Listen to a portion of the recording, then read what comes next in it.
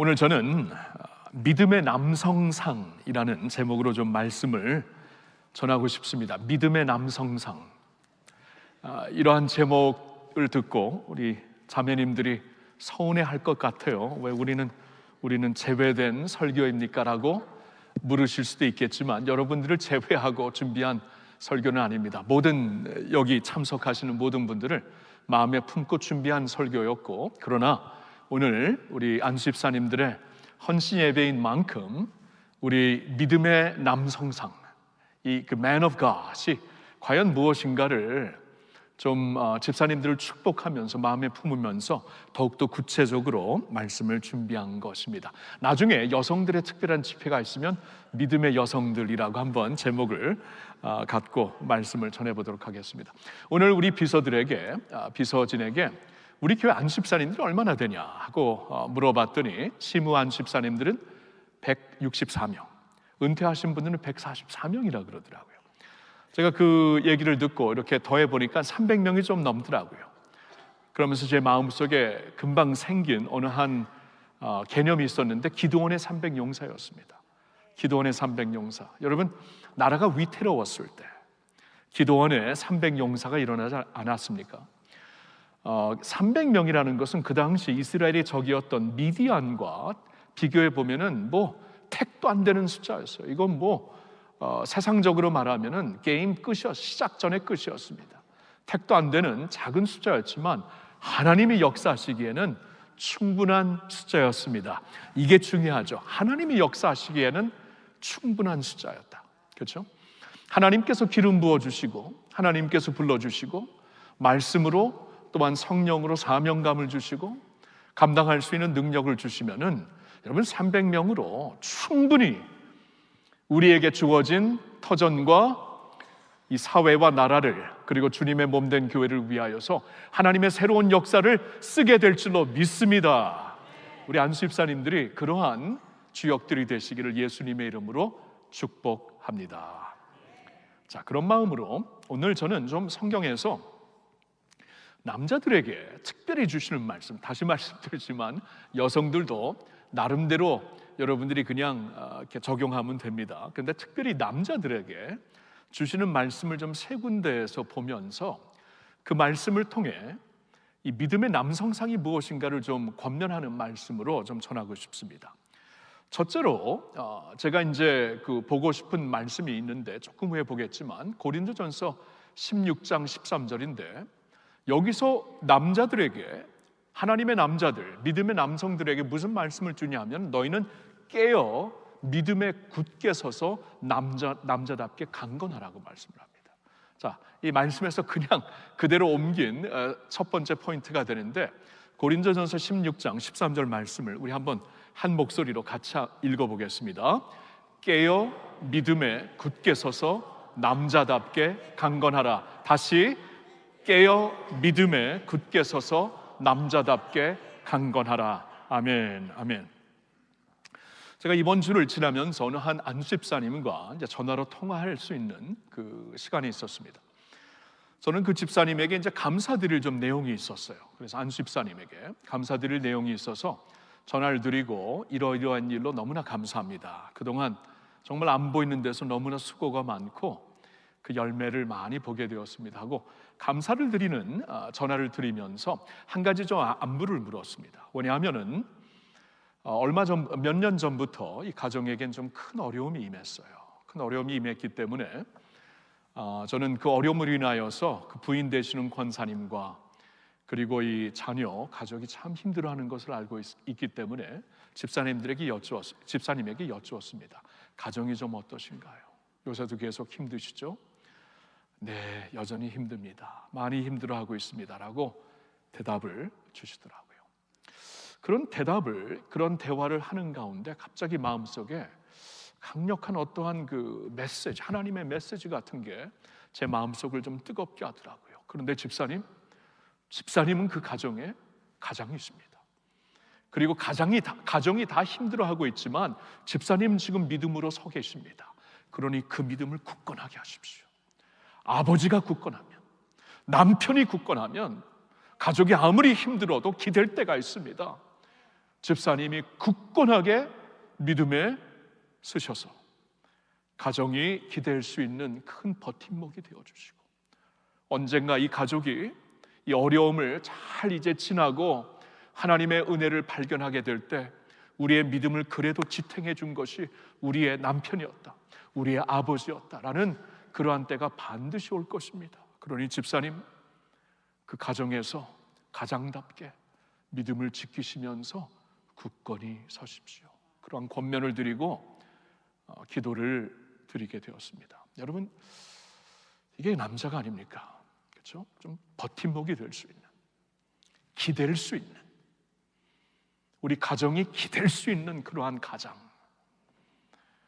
하나님께서 허락하신 가정이 이렇게 바라볼 수 있는, 힘들고 어려울 때 붙잡을 수 있는 그러한 모습이 믿음의 남성이 아니겠습니까?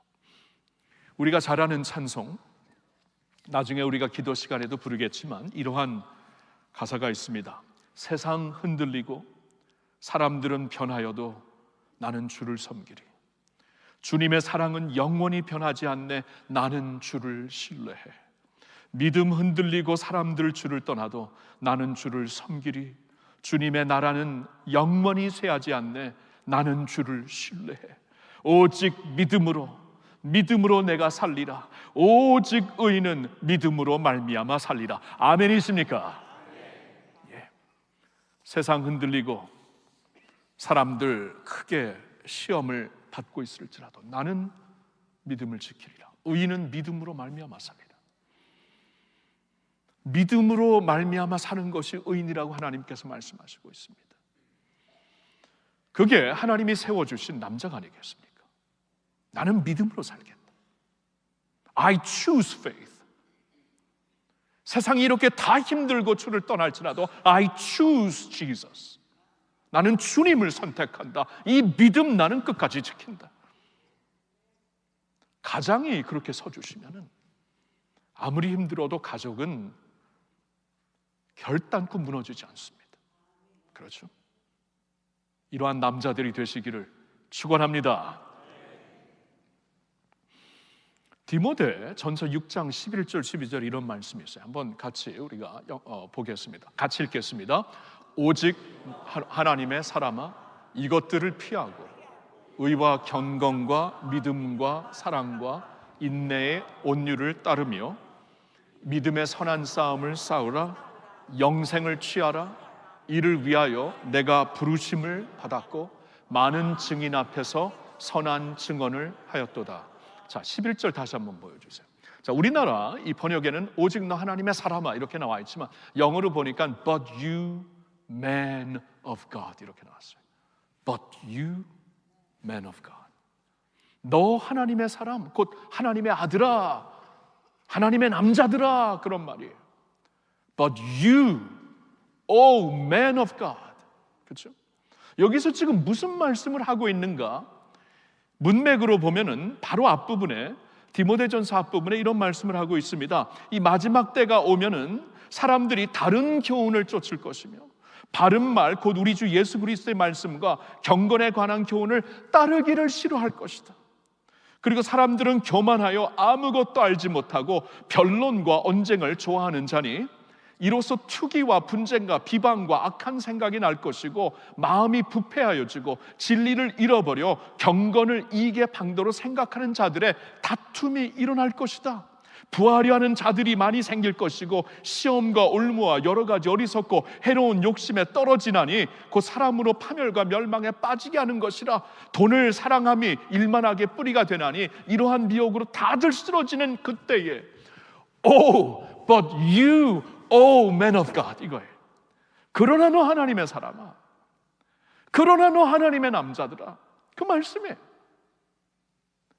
너가 하나님의 사람들, 하나님의 사람, man of God 되어서 이것들을 피하고 의와 경건, 믿음, 사랑과 인내와 온유를 따르면서 믿음의 선한 싸움을 감당하고 영생을 취하고 이 모든 것을 하는 것은 이를 위하여 너가 부르심을 받았고 많은 증인 앞에서 선한 증언을 하게 될 것이라고 말씀을 하고 있는 것이에요. 그렇죠? 여러분, 바로 이것입니다. 세상이 다 흔들릴지라도 이러한 모습이 우리를 위태롭게 할지라도 영적으로 남자는 무엇인가? 좀 이렇게 견고한 사람들이, 함께 흔들리는 자들이 아니라는 것이, 믿음으로 살라는 것이, 믿음으로. 이때에 뭐 다들 흘러내려가는 대로 너도 떠밀려 내려가지 말고 좀 다르게 살아라, 그 말씀이죠. 세상과 좀 다르게 살아라. 세상과 다르게 살 때에 세상이 주목한다, 그러고 그러한 사람들을 통해서 하나님의 의를 보게 될 것이고, 무엇보다도 당신을 의지하는 가족들이 그 믿음을 같이 추수하게 될 것이고, 주님의 교회가 강건하게 되리라고 말씀을 하고 있는 것이에요. 이 디모데에게 이제 두 번째 편지를 썼을 때 그 성도들에게 이런 말씀을 하고 있습니다. 사도 바울이 2장 3절에 보니까 너는 그리스도 예수의 좋은 병사로 나와 함께 고난을 받아라. 이 병사라는 것은 남자들에게 해당되는 것이죠. 그때도 그렇고 오늘 뭐 여군들도 있지만 거의 다 남자들이죠. 그 당시는 더욱 그랬습니다. 너는 그리스도 예수의 좋은 병사로 나와 함께 고난을 받아라. 이게 사나이가 아닙니까? 주님의 사나이, 고난을 받는 것, 고난을 좀 받을 수 있는 것, 아프지만 참을 수 있는 것. 좋은 병사는 고난을 받을 수 있는 사람들이에요.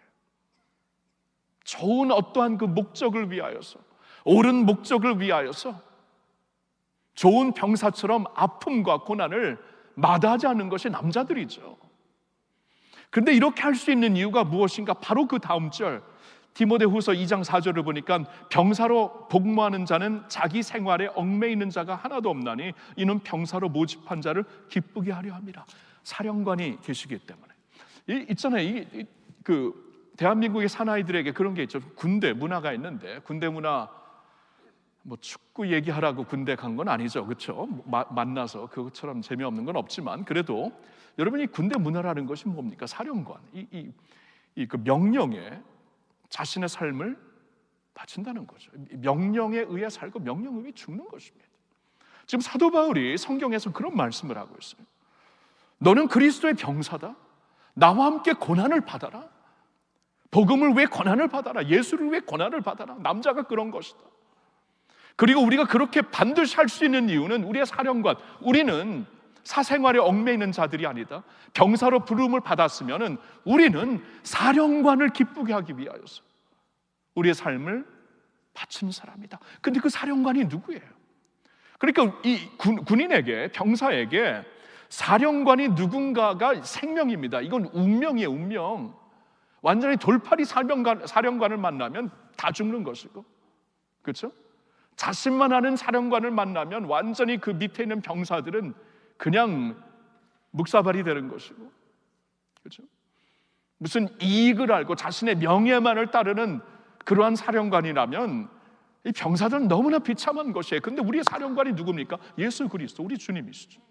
주님은 우리를 먼저 사랑하셔서 우리를 위해 죽기까지 하신 하나님이십니다. 우리 하나님이신데 우리를 위해 죽으신 분이에요. 그리고 그는 사망 권세를 이기셨습니다. 그리고 지금 하나님 우편에서 우리를 위하여 간구하시는 분입니다. 이러한 분이 우리의 사령관이라면 온전한 사랑, 온전한 은혜, 온전한 권세, 온전한 능력, 온전한 영광, 온전한 승리를 다 거두신 분이 아니겠습니까? 그런 예수님이 우리의 사령관이라면, 우리가 이 병사로 살며 힘들고 어렵고 두렵고 전쟁 앞에서 막 이 어떻게 될 것인가 막 지금 갑갑하고 막 이 가슴이 뛸 때도 우리가 담대하게 고난을 감당할 수 있는 이유, 깨어 믿음으로 견고하여 남자답게 강건할 수 있는 이유는 우리의 사령관 되시는 예수님께서 우리의 믿음의 주요, 우리를 온전케 하시는 주가 되시는 줄로 믿습니다. 예수님을 바라보면서 그 믿음 지키라는 것이에요. 깨어있으라는 것입니다. 깨어있어가지고, 여러분 깨어있지 아니하면 이 지금 사도 바울이 마지막 때 일어나는 이 모든 일에 우리가 같이 떠밀려 가게 되어 있어요. 깨어서 믿음으로 굳건하여 남자답게 강건하여라. 믿음으로 선택하고 우리의 삶에 우리를 병사로 부르셨을 때 우리의 사령관이 되시는 그분이 이미 승리를 거두셨고 우리의 모든 것이 되시는 분이기 때문에 그 안에서 우리 견고하게 흔들리지 않고 두려워하지 않고, 그분이 이미 승리를 거두셨는데 그러면 그 승리 붙잡고 아무리 힘들고 어려울지라도 우리가 고난을 감수하며 믿음으로 견고하게 설 수 있는 줄로 믿습니다. 믿음의 남성들이 무엇인가? 이거예요. 깨어 믿음으로 굳건하여, 그렇죠? 남자답게 강건한 것입니다. 그러한 우리 집사님들 되시기를, 그러한 우리 성도님들 되시기를 예수님의 이름으로 축원합니다. 두 번째로 드리고 싶은, 남자들에게 특별히 주신 말씀이 있는데 이거예요. 분노와 다툼이 없이 거룩한 손을 들고 기도하시라는 거예요. 분노와 다툼이 없이 거룩한 손을 들고 기도하십시오. 디모데전서 2장 8절의 말씀을 좀 주목하여 보겠는데요, 이 말씀 같이 읽어볼까요? 그러므로 각처에서 남자들이 분노와 다툼이 없이 거룩한 손을 들어 기도하기를 원하노라. 자, 남자들에게 주시는 말씀, 바로 다음 절에는 여자들에게 주시는 말씀이 있기 때문에 이 말씀은 구체적으로 남자들에게 주시는 말씀입니다. 자, 남자들이 무슨 말씀이? 분노와 다툼이 없이 거룩한 손을 들어 기도하기를 원한다. 저는 이 말씀을 이렇게 묵상하는데 그 구약의 출애굽기 16장에 그 모세와 아론과 훌의 그 모습이 이렇게 떠오르더라고요. 그렇죠? 여러분 400년 넘게 이집트에서 이렇게 노예 생활을 했던 이스라엘 백성들이 이제 그 밖으로 나오게 되었어요. 이제 해방되었습니다. 한 번도 이런 군대 조직을 가져보지 못한 나라였죠. 그런데 그 당시에 산적으로 유명했던 아말렉 백성들이 그 이스라엘 백성들을 이제 공격하기 시작합니다. 여러분 400년 동안 이러한 경험이 전혀 없는 이스라엘 백성들이 완전히 프로페셔널 산적들이었죠. 그런 말이 있나요? 프로 산적들, 이 아말렉, 완전히 그 광야 지역에서 산적들이었는데, 광야의 적들을 뭐라 하나, 산적을 하여튼 밴디츠, 광적 그런 말 없죠. 하여튼 만들어내. 하여튼 프로 산적들이었어요. 이 사람들하고 싸우려니까 이 게임이 됩니까? 하여튼 싸워야 되기 때문에 여호수아가 이제 앞장서 가지고 이스라엘 그 남자들을 이제 불러 가지고 싸우기 시작하는데, 하나님께서 분명히 보여주실 말씀이 있죠. 17장이네요. 출애굽기 17장에서 분명히 보여주시는 게, 아론과 훌이 이렇게 도와주면서 모세가 손을 들고 기도하니까 그때 이기게 돼요. 그러니까 이 게임이 안 되는 것인데, 놀랍게도 대승리가 아말렉에게 간 것이 아니라 이스라엘 백성들에게 갔어요. 그 이유는 하나님의 사람들이 기도를 했어요. 남자들이 기도를 했어요. 리더들이 기도를 했어요. 두 손을 들고. 여러분, 하나님은 성경에서 너희는 이제 그리스도 예수 안에서 너희는 거룩한 제사장들이라고 말씀하십니다. 거룩한 제사장들이기 때문에 우리가 드는 손은 거룩한 손이에요. 그리고 이 거룩한 제사장의 손을 들어서 중보할 수 있고 축복할 수 있는 것이 모든 성도들에게 주어졌습니다. 모든 성도들에게. 근데 특별히 남자들에게 이런 말씀을 하시는 게 무엇일까 좀 생각을 해보니까, 하나님께서 교회와 가정의 리더십을 남자들에게 주셨어요. 사회에서는 여성 대통령이 나올 수도 있고 충분히 나올 수 있습니다. 그렇죠? 더 좋은 대통령이 여성이라면 그분을 우리가 이렇게 선택할 수 분명히 있어요. 근데 교회와 가정에서 리더십을 남자들에게 주셨어요. 그러니까 하나님의 그냥 질서입니다. 그렇기 때문에 특별히 이러한 리더를 하나님께서 허락하신 그 자리에서 리더십에 있는 남자들이 이 분노하고 다투면 데미지가 얼마나 크겠어요. 리더십이 막 다투고 분노하면 이건 다 깨지는 겁니다. 그래서 분노하고 다투지 말고 뭘 하라고요? 거룩한 손을 들고 기도해라. 거룩한 손을 들고 기도하면 역사가 일어난다. 하나님의 놀라운 일이 일어날 것이다. 여러분 아셨나요? 그러니까 안수 집사 헌신 예배 때만 오시면 안 되는 거예요. 이 자리는 손을 들고 기도하는 자리입니다. 기도하는 자리예요. 회장님 그렇게 얘기하셨죠? 이번 계기로 말미암아 우리 금요 영성 집회 열심히 참여하자 그랬죠? 그래서 열심히 밥도 잘 이렇게 대접했죠? 공짜가 아니었죠? 네, 앞으로 계속되는 영성을 지켜봐야 되겠죠. 남자들이 손을 들고 기도하라. 여러분들이 손을 들고 기도하셔야 돼요. 한국 교회의 기도의 영성은 여성들입니다. 이건 뭐 역사에서 볼 수가 있는데, 그러니까 기도의 영성의 어머님들이 이제 한국 교회를 이 정도로 했다면 제가 이런 생각을 해요. 근데 만약 남자들이 성경 말씀대로 기도하는 세력이 되면, 거룩한 세력이 되면 하나님이 얼마나 더 크게 역사하실까? 그렇죠? 남자들에게 손 들고 기도하라고 했는데 지금까지는 여성들이 했어도 하나님이 이렇게 역사하셨는데 남자들이 끼어서 기도한다면 마귀가 꼬리를 내리고 화장실 갈 겁니다. 그렇죠? 네. 이 남자들이 그렇게 기도하라는 거예요. 기도하라는 거예요. 여러분, 제가 이제 이 말씀을 묵상하면서 사도행전을 좀 생각해 봤어요. 사도행전을 쭉 생각해 보면은 복음이 예루살렘에서 시작이 됐죠. 예루살렘과 온 유대와 사마리아와 이제 그 경계선을 넘어 땅 끝까지 가게 되었는데, 그래서 이제 사마리아가 어떻게 보면 이제 그 어머니 교회였어요. 센터였어요. 근데 어느 순간에 그 센터가 안디옥으로 확 이렇게 점핑을 합니다. 여러분 왜 그랬을까 한번 생각해 보셨나요? 그러니까 그 사도들은 예루살렘에 남아 있었어요. 사도들의 권위로 초대교회가 세워졌고 지탱이 됐는데 어느 순간에 하나님의 센터를 예루살렘에서 안디옥으로 그냥 스위치하십니다. 점핑하세요. 자, 이제 그걸 한번 보겠는데, 자, 13장 1절부터 3절을 한번 보여주실까요? 우리 한번 같이 읽어보겠습니다. 안디옥 교회에 선지자들과 교사들이 있으니 곧 바나바와 니게르라 하는 시므온과 구레네 사람 루기오와 분봉왕 헤롯의 젖동생 마나엔과 및 사울이라.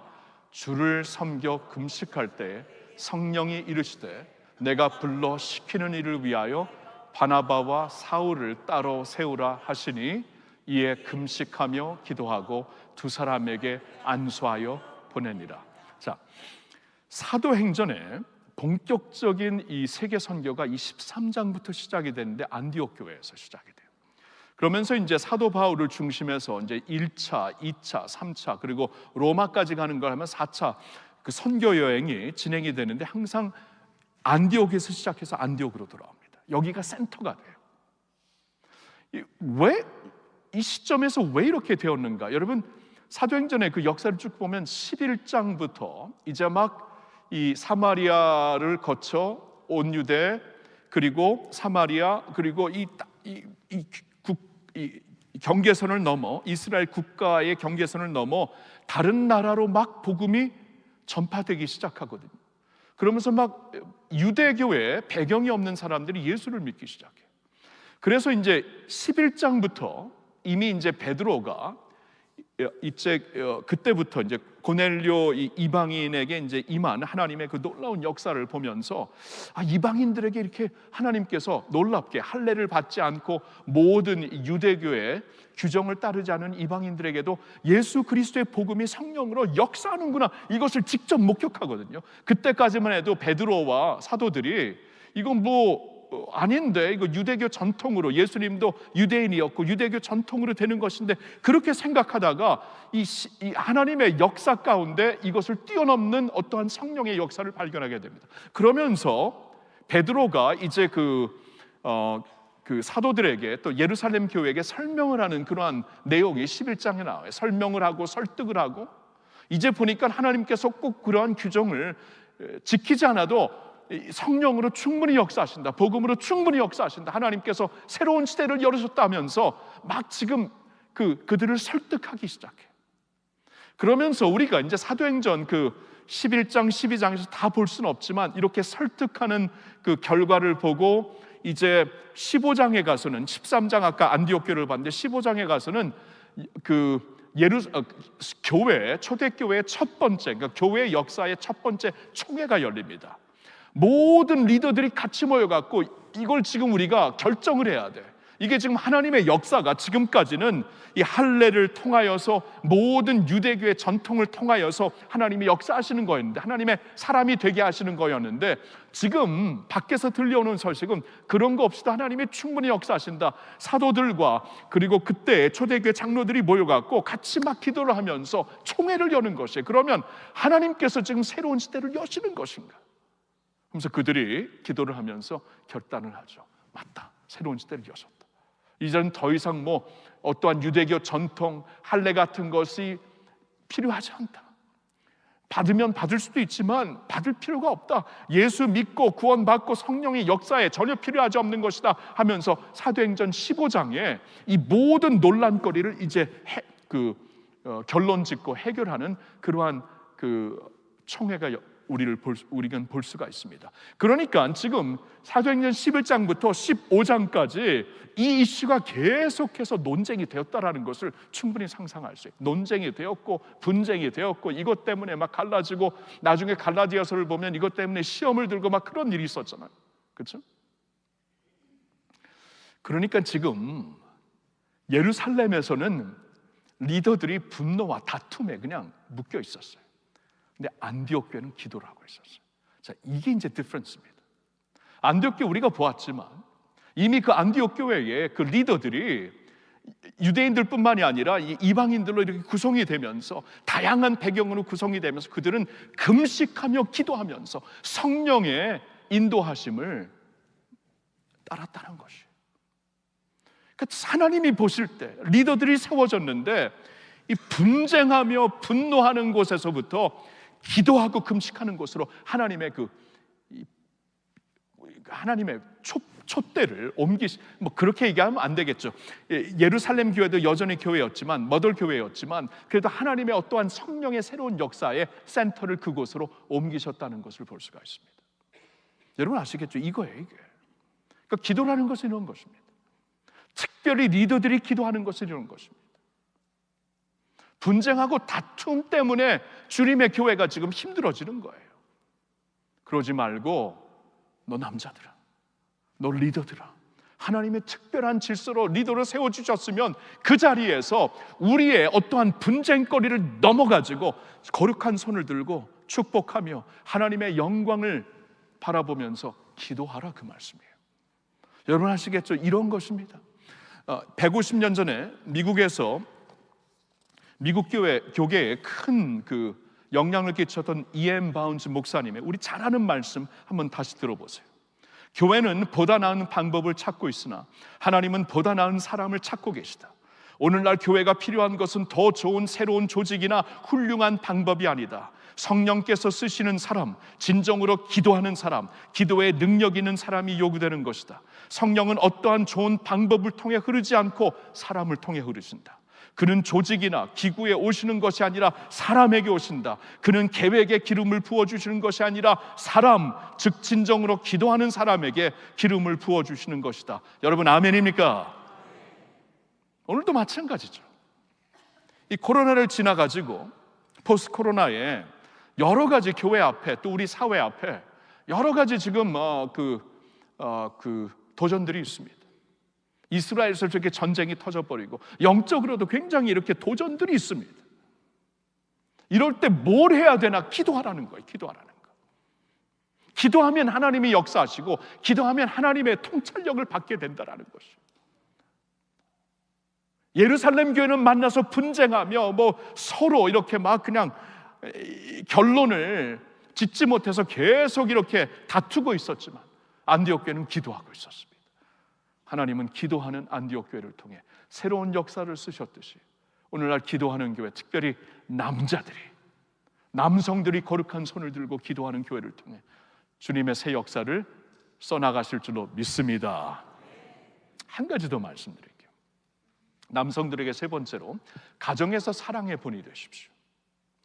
가정에서 사랑의 본이 되십시오. 자, 변화와 성숙을 향하여, 아까 이제 우리 송 집사님 간증하시면서도 이렇게 우리가 되어야 되겠습니다 말씀해 주셔서 감사하고요. 변화와 성숙을 향하여, 우리가 이제 모든 면에서 변화와 성숙을 향하여 나가야 되는데, 가정에서도 반드시 변화와 성숙을 이루셔야 됩니다. 근데 하나님의 말씀을 보니까 특별히 남자들에게 주시는 말씀이 이 가정에서 반드시 이렇게 돼야 된다라는 말씀이에요. 두 군데를 보겠는데, 에베소서 5장 25절의 말씀 이렇게 나와 있습니다. 같이 읽을까요? 남편들아, 아내 사랑하기를 그리스도께서 교회를 사랑하시고 그 교회를 위하여 자신을 주심같이 하라. 자, 남편들아, 남자들에게 주시는 말씀이죠. 남편들아, 아내 사랑하기를 그리스도께서 교회를 사랑하시고 그 교회를 위하여 자신을 주심같이 하라. 그리스도께서 교회를 사랑하시다. 그냥 뭐 이런 감정의 사랑, 뭐 이렇게 무슨 그 무드의 사랑, 조건적인 사랑이 아니라 그리스도께서 교회를 사랑하시다. 무조건적으로 사랑하신 것처럼 그렇게 사랑하라. 하나님의 명령이에요.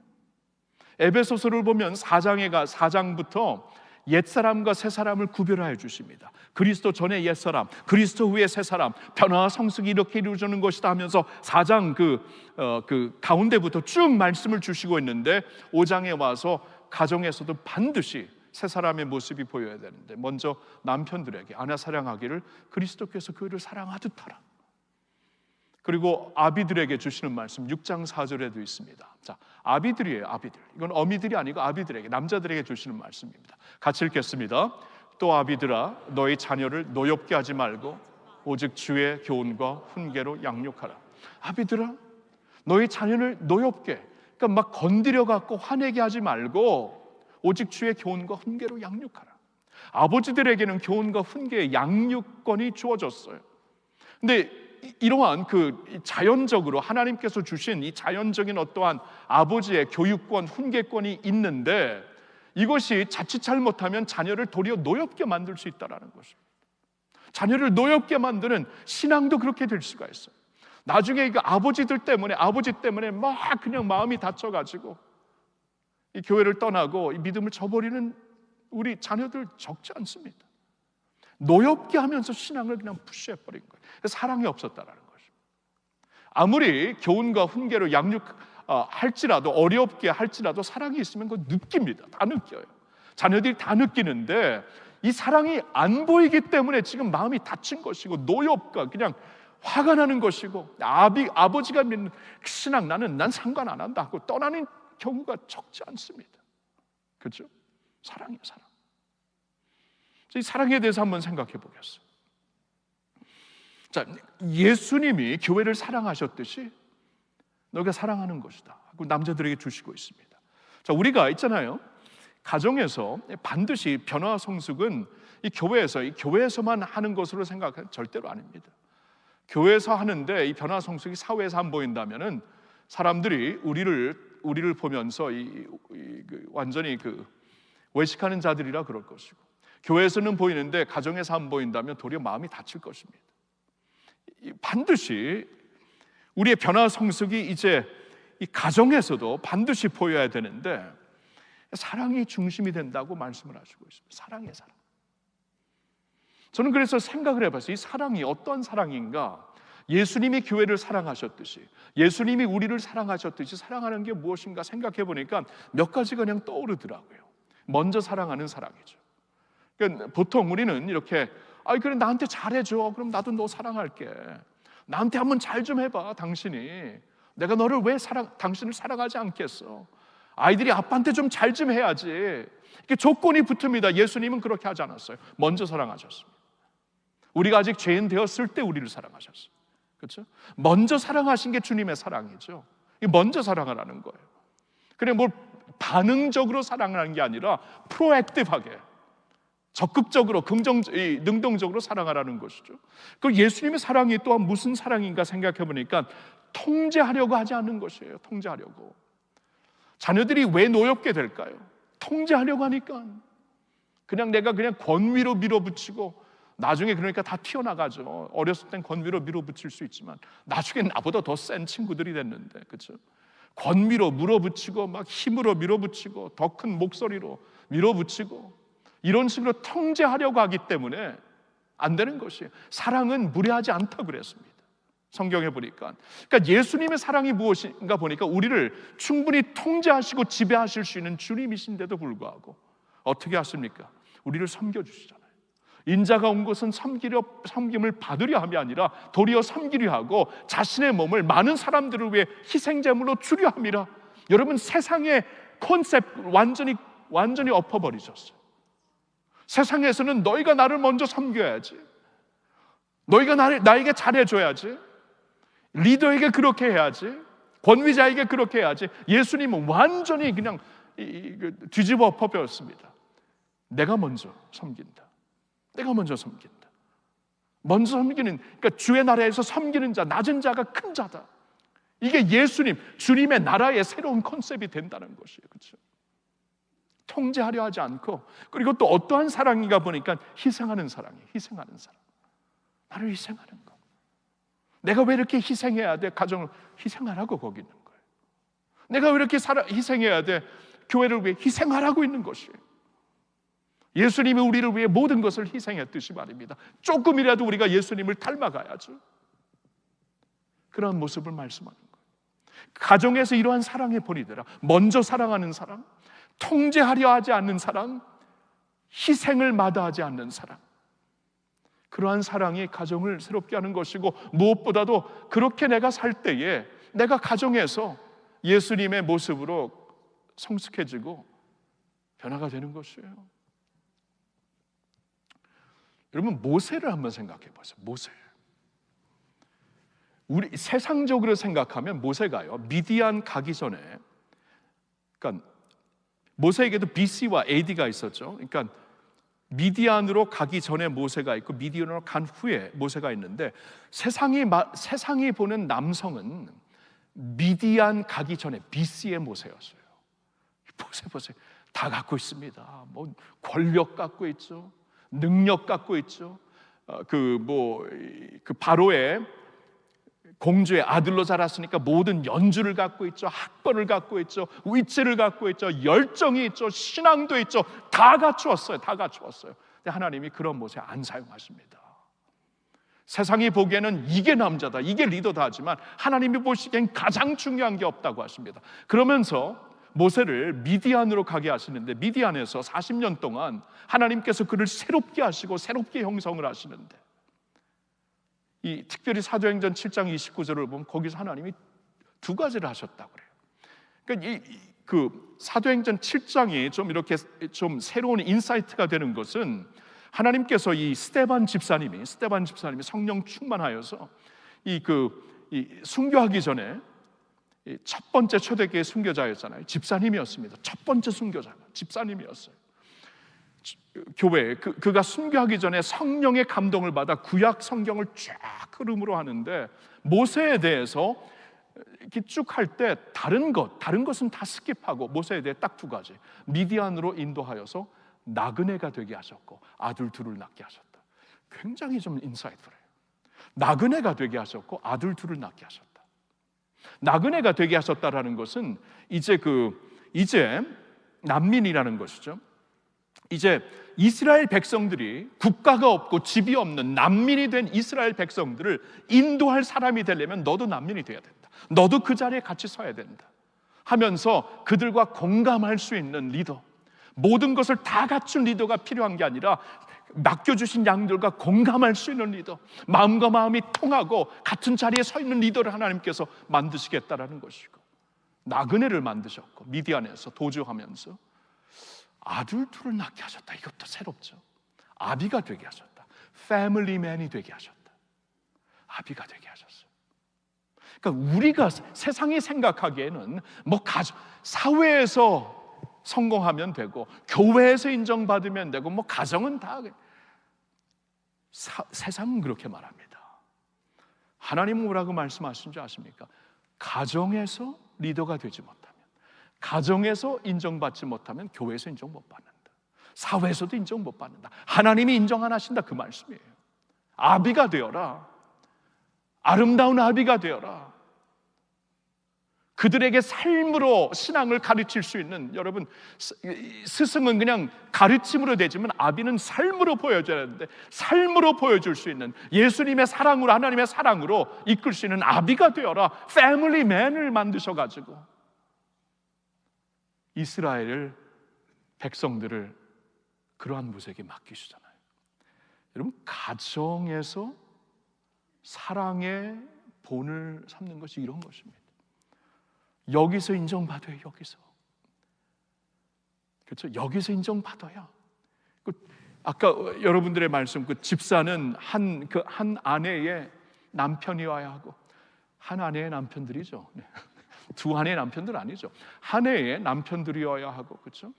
존경을 받아야 되고, 자식들에게 인정을 받아야 되고, 이 패밀리맨으로서 어떠한 예수님의 성숙과 변화를 보일 수 있는 사람이어야 한다, 그 말씀이에요.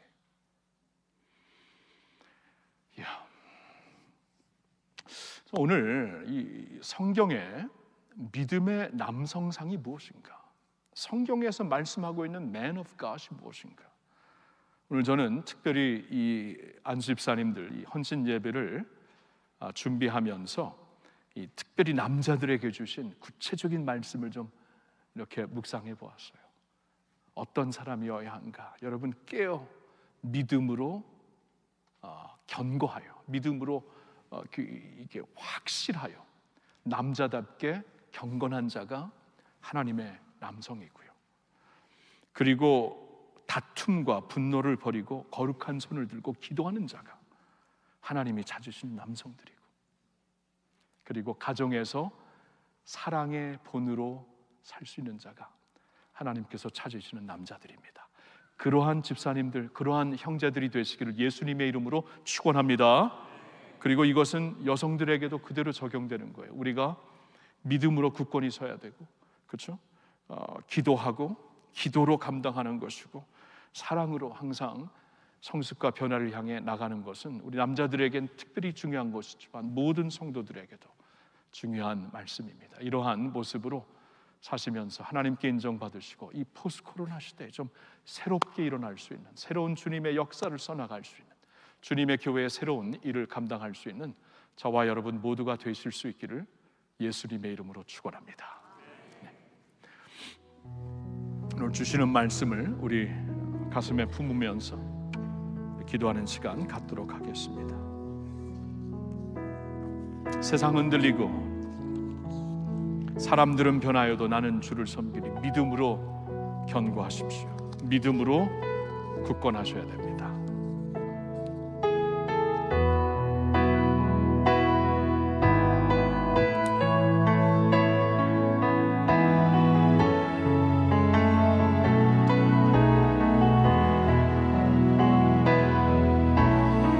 세상은 들리고 사람들은 변하여도 나는 주를 섬기리. 주님의 사랑은 영원히 변하지 않네. 나는 주를 신뢰해. 오직 믿음으로 내가 산다.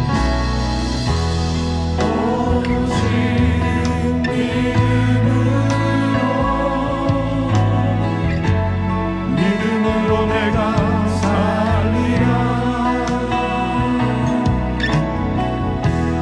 오직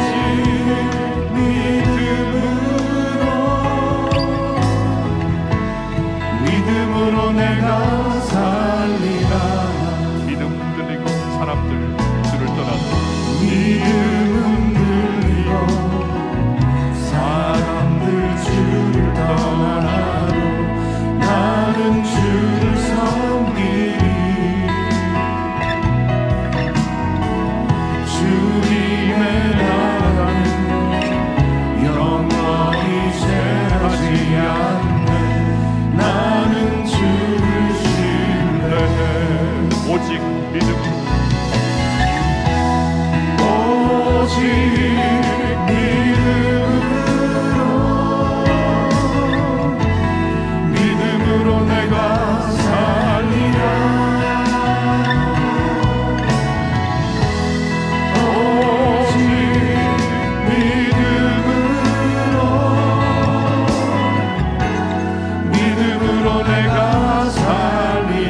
오직 의인은 믿음으로 말미암아. 오직 의인은 믿음으로 말미암아 살리라. 오직 의인은 믿음으로 말미암아 살리라. 여러분, 믿음으로 굳건히 사시기를 예수님의 이름으로 축원합니다.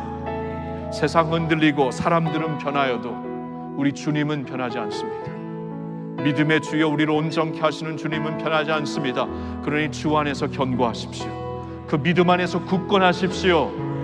믿음은 흔들릴 때 진짜 진가가 나오는 것입니다. 믿기 쉬울 때의 진가가 아니에요. 어려울 때에 진가가 보여지는 것이에요. 우리 이 시간에 기도할 때 하나님, 그러한 믿음으로 살겠습니다. 힘들고 어려울 때 믿음을 추수합니다. 여러 가지 질문이 있을 때 나는 믿음으로 살겠습니다. 믿음을 택하며 예수님을 택하며 살겠습니다. 그럼 그러한 기도를 좀 드렸으면 좋겠어요. 특별히 오늘 헌신 예배 드리시는 집사님들, 여러분 지금 경제적으로 힘들고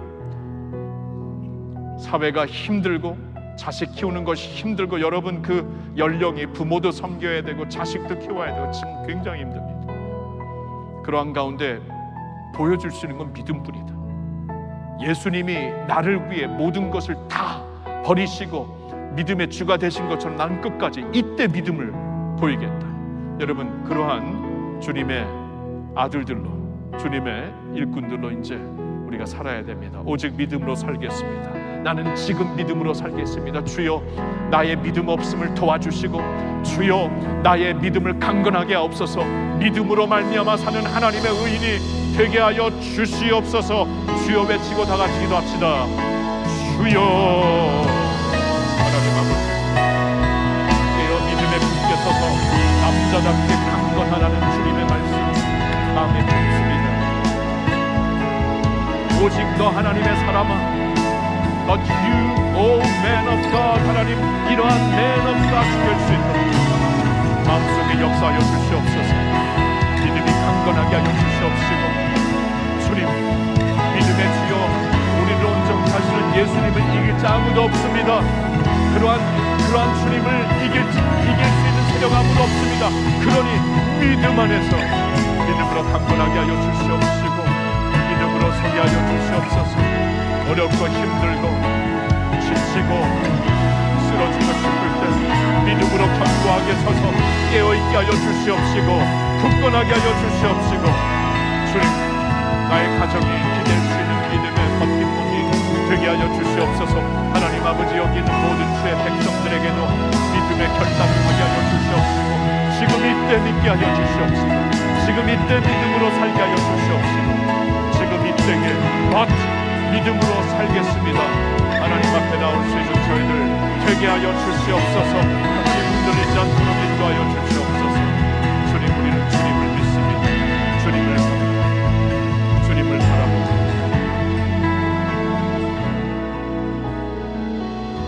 우리의 사령관이 되시는 예수를 바라보라고 하십니다. 우리를 병사로 부르셨는데 사령관이 누군가? 이건 생명입니다. 이건 운명입니다. 나의 사령관이 누군가? 그분을 바라보셔야 돼요. 믿음의 주여 온전케 하신 예수를 바라보는 것뿐이 없습니다.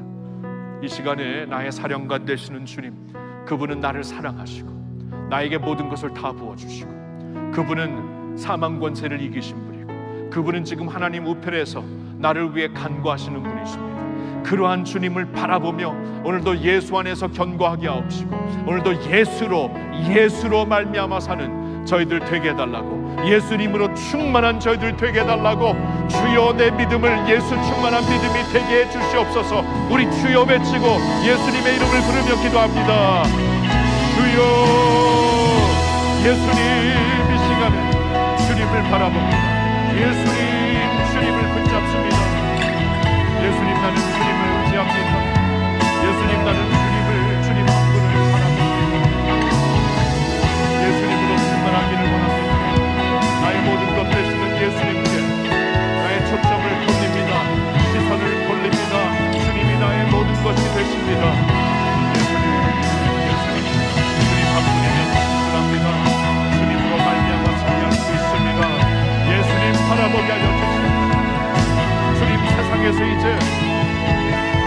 주님, 다른 것을 바라보며 붙잡으며 사는 것, 주님, 우리 주님을 붙잡고 살게 하여 주시옵소서. 예수님을 붙잡고 살게 하여 주시옵소서. 예수로 나는 충만하네.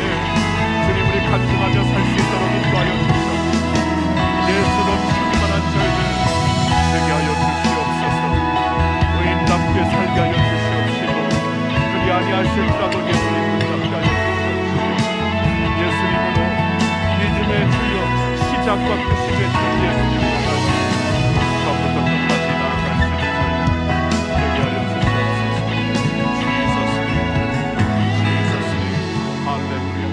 할렐루야.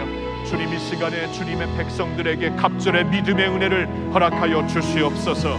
무엇보다도 우리의 믿음의 주여 온전케 하시는 예수로 충만하게 하여 주시어서 나는 예수로 충만하네. 예수로 충만하면 세상과 나는 간 것 없고 주님의 영광, 천국의 영광으로 늘 살 수 있는 줄로 믿습니다.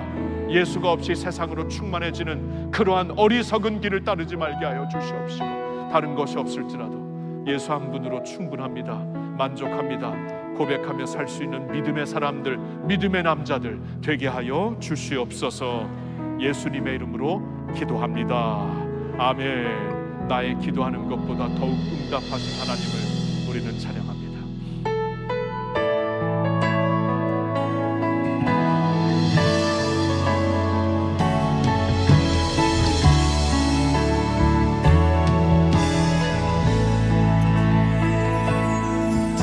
경배 올려드립니다.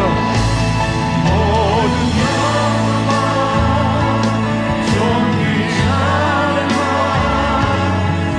경배를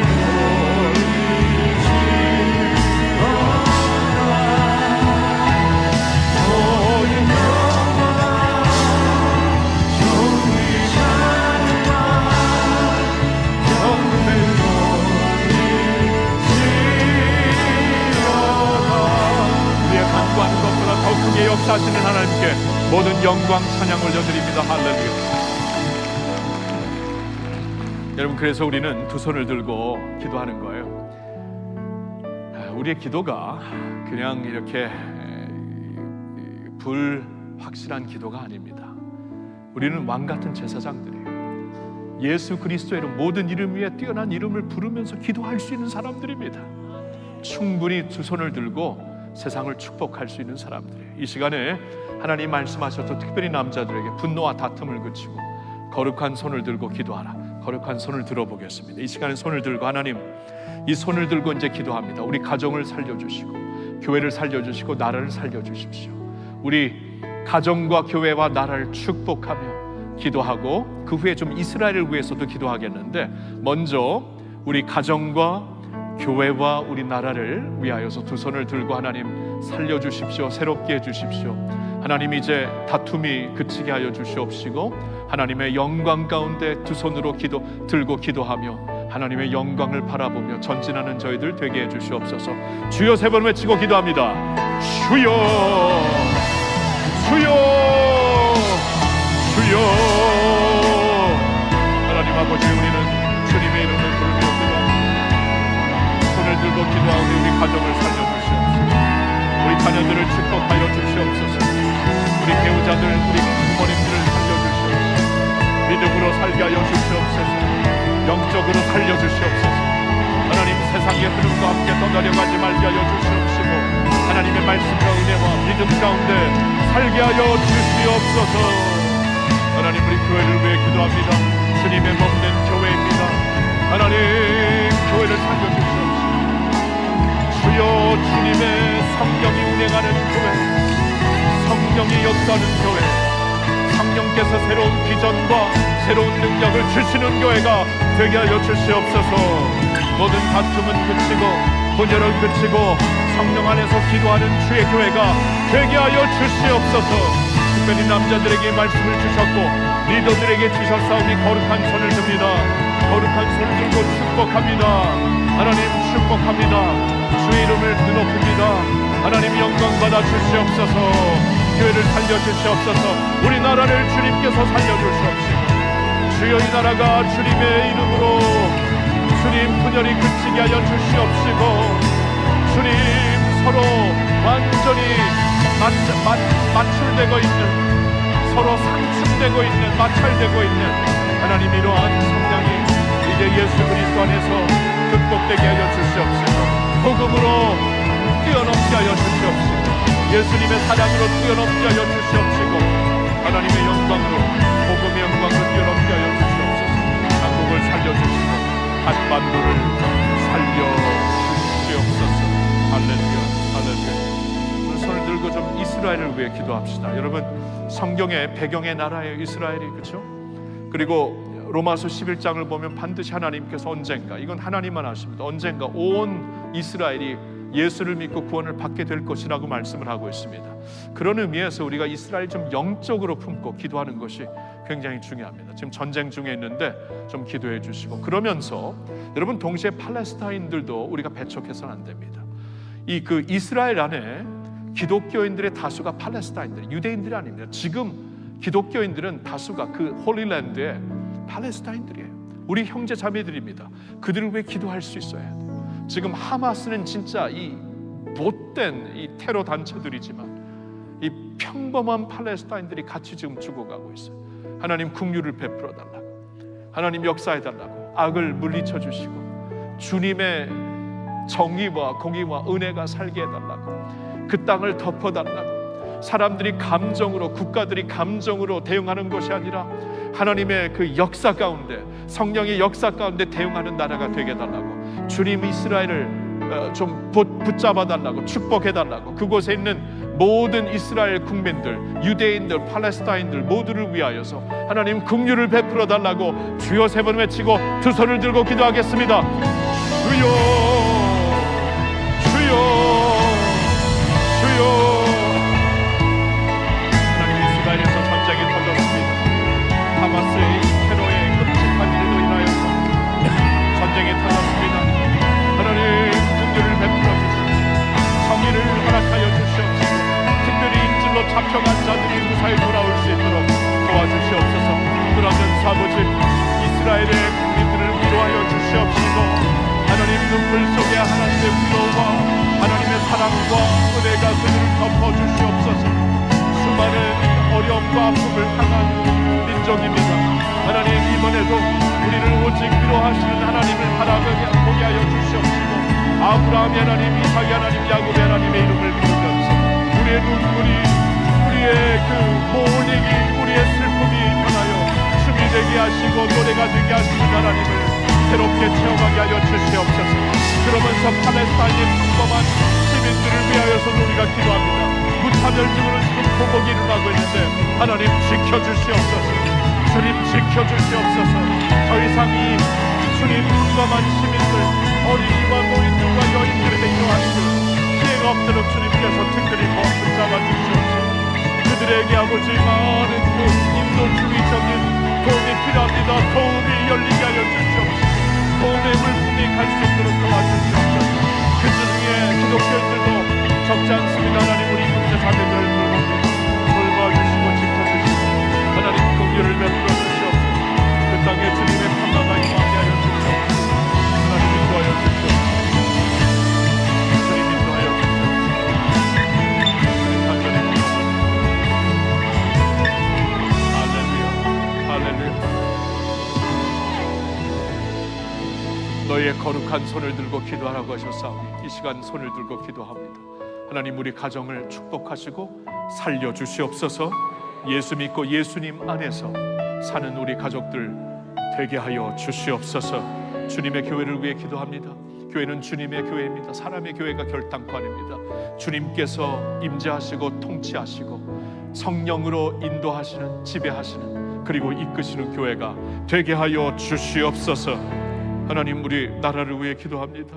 우리 나라, 분열된 나라 하나님께서 은혜로 긍휼로 덮어주시고 예수 그리스도의 은혜와 하나님의 사랑과 하나님의 새로운 역사로 주님 분열이 그치고 하나가 되는 교회, 나라가 되게 하여 주시옵소서.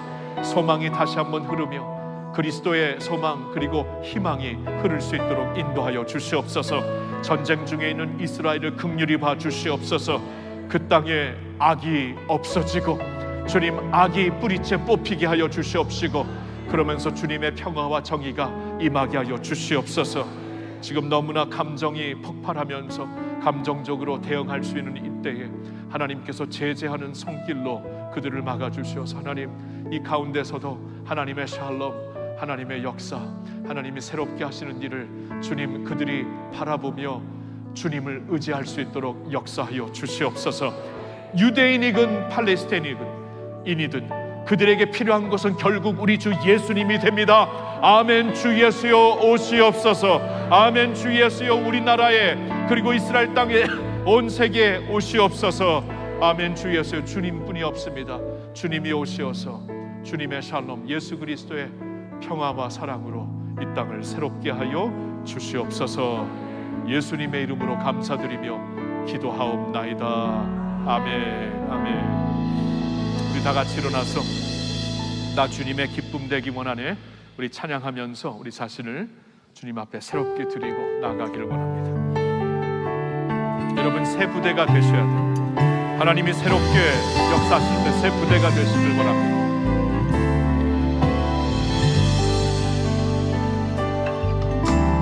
나 주님의 기쁨 되기 원하네. 내 마음을 새롭게 하소서. 새 부대가 되게 하여 주사. 주님의 빛 비추게 하소서. 내가 원하는